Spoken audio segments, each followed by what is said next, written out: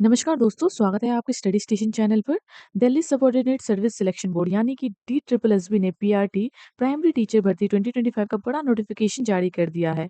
अगर आप दिल्ली में सरकारी शिक्षक की नौकरी का सपना देख रहे हैं तो ये वीडियो आपके लिए है। तो आइए चलिए पूरी जानकारी जानते हैं इस वीडियो में। अब मैंने यहाँ पर DSSB को ऑफिशियल वेबसाइट को लॉगिन कर लिया है। हमारा DSSB का ऑफिशियल वेबसाइट www.delhi.gov.in है।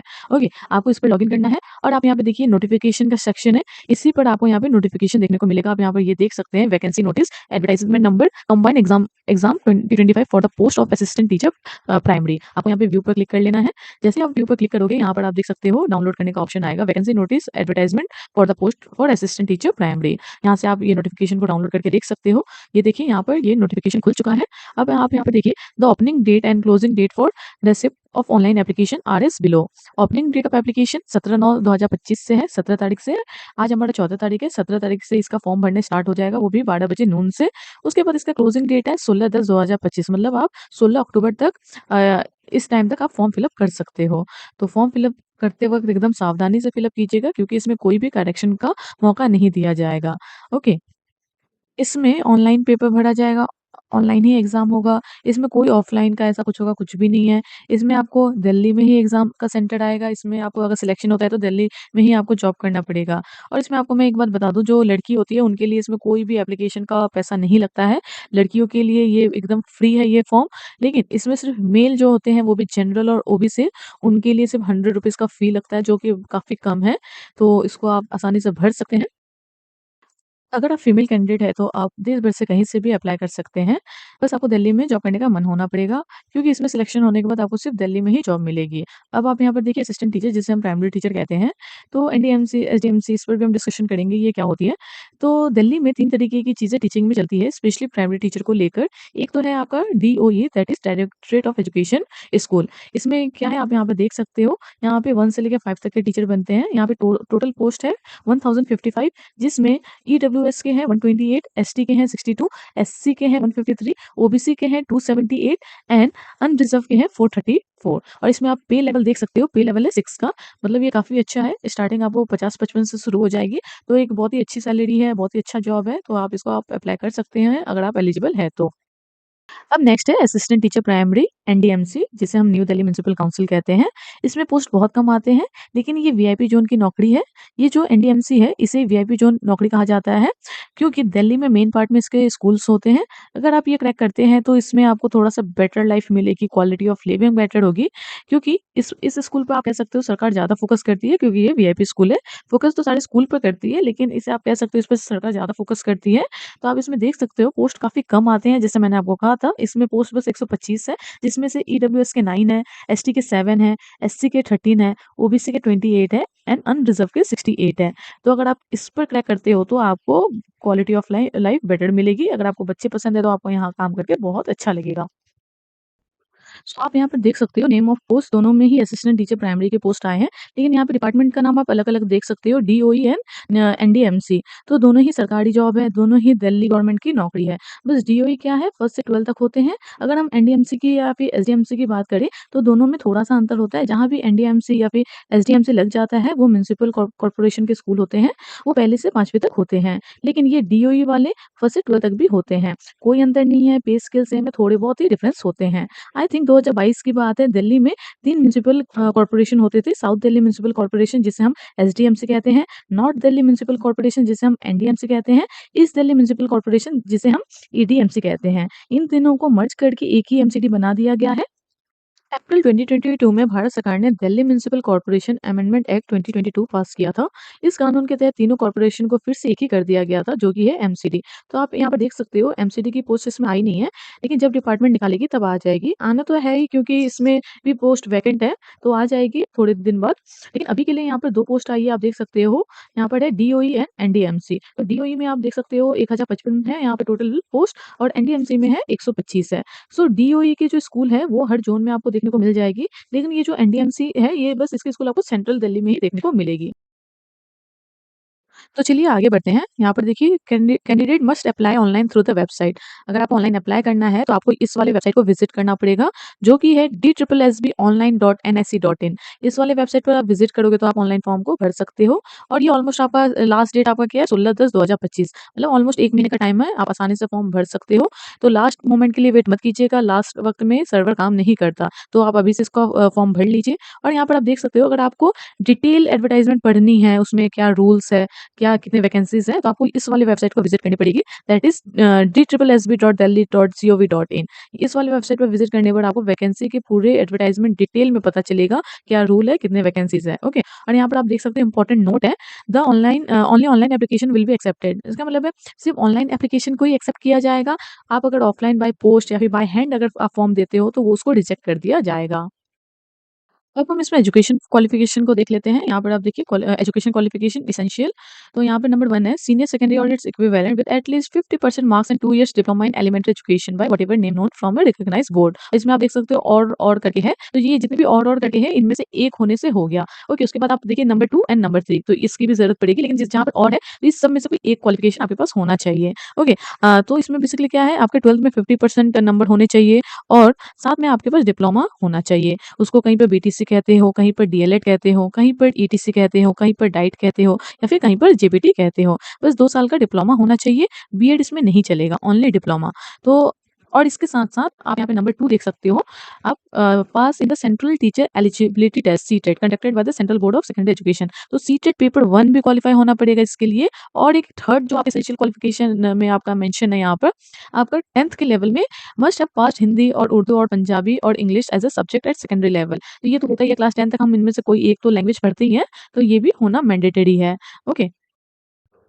इसके अलावा यहाँ पे नोट है, देखिए relaxation up to 5% in the qualifying marks academic relaxation shall be allowed to the candidate belonging reserve category such as ST, ST, OBC, PH. तो यहाँ पे 5% का रिलैक्सेशन रहेगा जो भी कैटेगरी से बिलोंग करते हैं।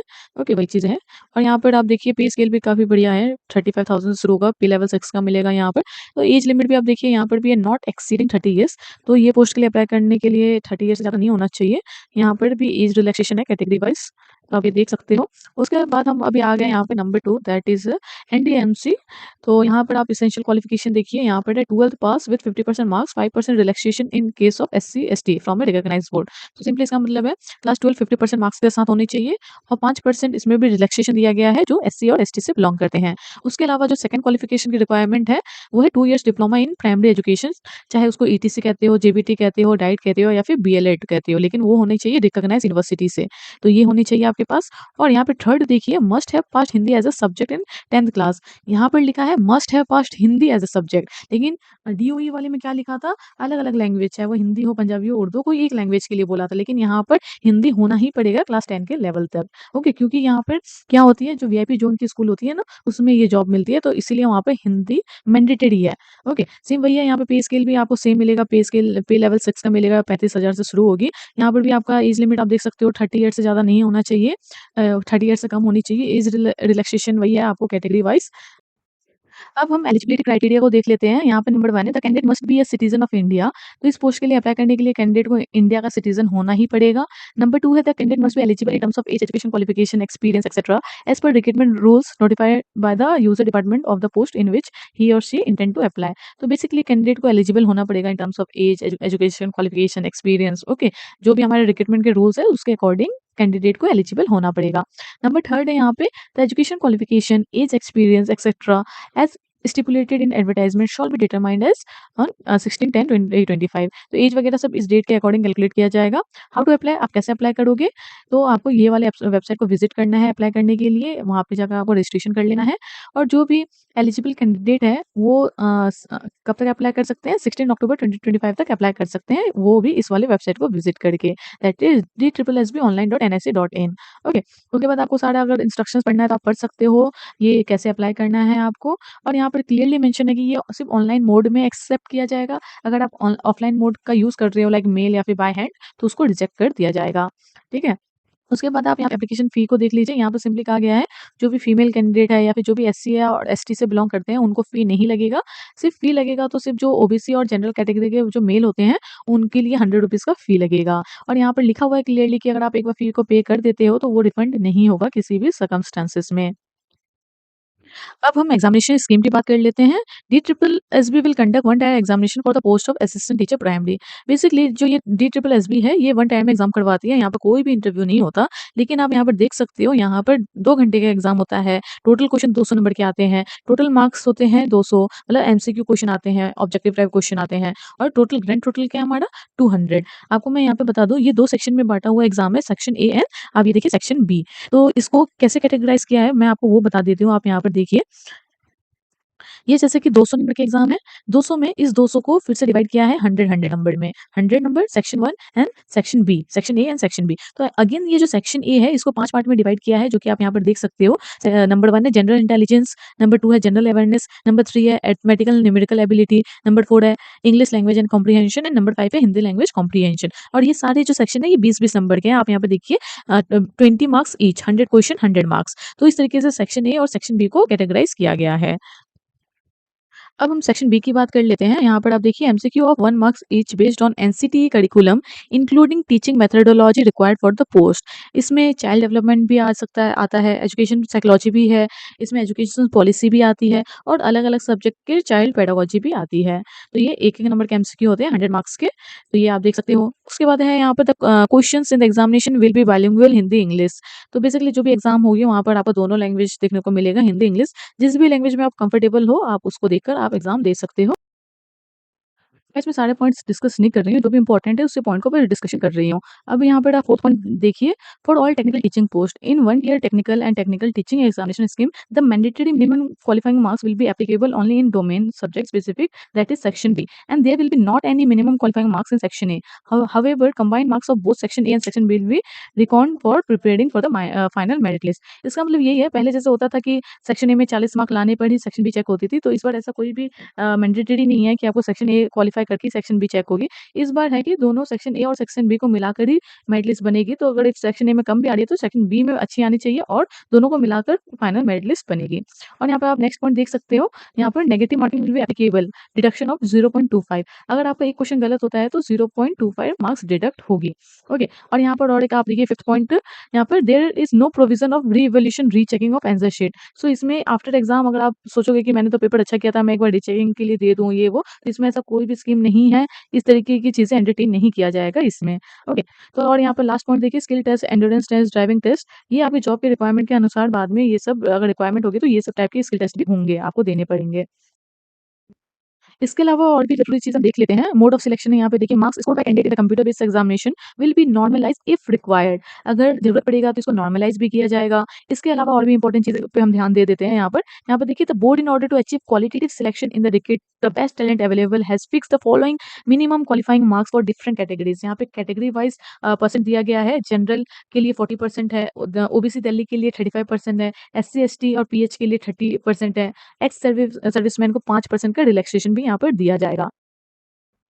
इसके अलावा और भी ज़रूरी चीज़ पे हम फोकस कर लेते हैं, जो भी चीज़ें हैं।